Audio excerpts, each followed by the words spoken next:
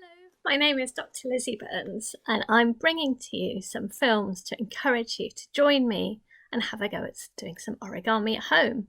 It's such a stimulating, exciting thing to do. It certainly always lifts my mood. We can all get hold of some paper.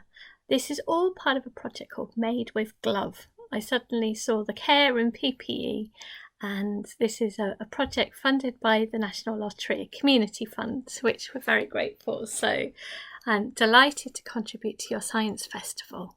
So hopefully you may have seen a couple of films with Yuen Ha, who's an origamist who is visually impaired, and she does amazing folds just to encourage you absolutely as possible, and she gives some really good tips.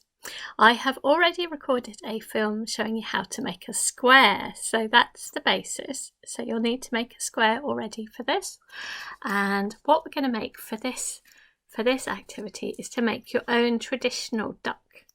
Now this duck has a little pointy head at one end, it has a neck sticking up, and it has quite a wide body at the back, quite a big back. It's probably a polite way of putting it. So it has its body tilts up at the back, and it will sort of sit there quite nicely. So I thought this was quite fun. I also love how it feels. It's quite sort of pointy, lots of angles, so hopefully you'll enjoy making this. So make sure, so if you can make yourself already a square, that's the first step, and then I will explain to you how to fold your duck. So hopefully you've already made a square, so look back at the other video and you can have made yourself one already. So I'm going to tilt the screen down and I'm going to explain what we're going to do. Now your piece of paper, if you folded it yourself, then it should already have a diagonal line, just one single line. If you've got origami paper, then if you can fold it in half but through the diagonal line, that 45-degree line. So folding it over, I'm going to close that square along that diagonal line so it's become a right angled triangle.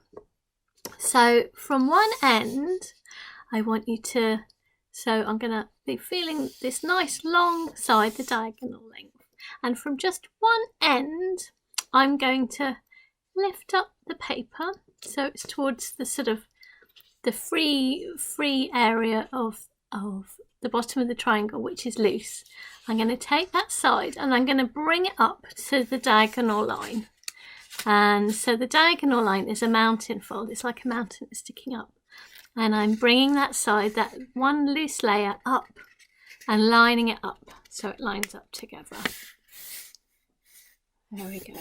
Lining it up. Just take your time. It's probably better to do it on a solid surface, but actually, when you're feeling it, maybe not, I don't know.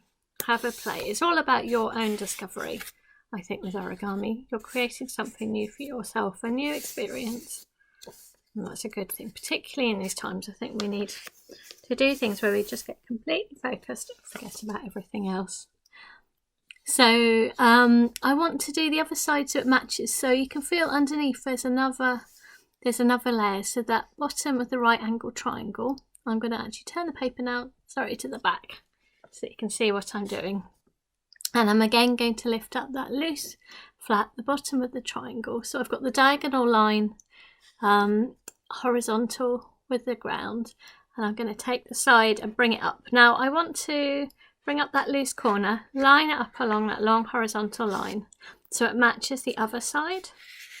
So you're making now, I guess, a triangle which is kind of a lot more pointy than it was. It's no longer a right angle triangle. I don't know what the name of this is. There we go, and squashing it down. That's it, so it's all lined up. So Yuen Ha explained to me it's much easier using mountain folds so that you can really feel the edges than valleys, which are a lot more site dependent. So hopefully you can feel that everything there is lined up, which is good. So now I want you to open up that triangle and it becomes a kind of a cone shape or a diamond shape. Yeah, I might turn it so it's up like an ice cream cone. Yeah, and it's easier to explain. So at the moment on this side there are the flaps. I want you to turn it to the other side a flat side, it's a smooth side, and I'm going to explain next what to do. So this should all be nice and flat and smooth. Right, I'm going to put that down on my board. So you've got your ice cream cone. If you're going to take the bottom, so the ice cream cone is kind of longer at one end and shorter at the top. So if you take the bottom, we're working on the smooth side, that bottom tip, and we're going to bring it up towards the middle of the paper. So make sure you can feel that valley line, that it's lined up that point, but I think a little bit below the middle of the paper. So below the point where, before the point of where it's widest, so before that. So I guess it probably is about halfway up that piece of paper. I'm pressing it down. That's it. So yes, that top of the point that I've flattened down is below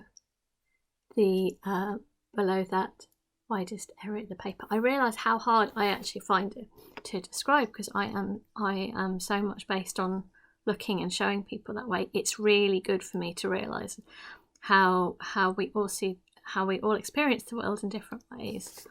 So I hope this is making some sense, and do persist, and hopefully you're also with your family and together you will get there. Be persistent, and also you may end up making it your own thing, which is a good thing too. So at the moment this point is pointing upwards along that middle line, and I'm going to take the point and I'm going to bring it down to the very bottom, and I'm going to bring it so it's lined up on that bottom line, and again in the middle, always making sure that things are nice and lined up with origami, and I'm going to then press it down like so. There we go. So at the moment you've sort of got like a flat pack duck. It's kind of flattened down. So to start making it three-dimensional, your paper at the moment is flat, is to fold it back along that long line, which is the sort of length of the body. I'm going to fold it back like so. Nice crunchy noises of paper there. So it doesn't yet look like a duck, and that's because its little head is flattened down with the diagonal of the paper. But at the moment you have got the bottom of the body, its kind of tail, wide bit of the tail sticking up, and it's a sort of diagonal shape. But I want you to now feel for the head end, so that's that pointy bit, and you can slightly relax the paper and pick up that head and lift it up. And actually you can lift up the whole thing, just touching the head. You can pull it up and to point where the head is kind of horizontal with the ground.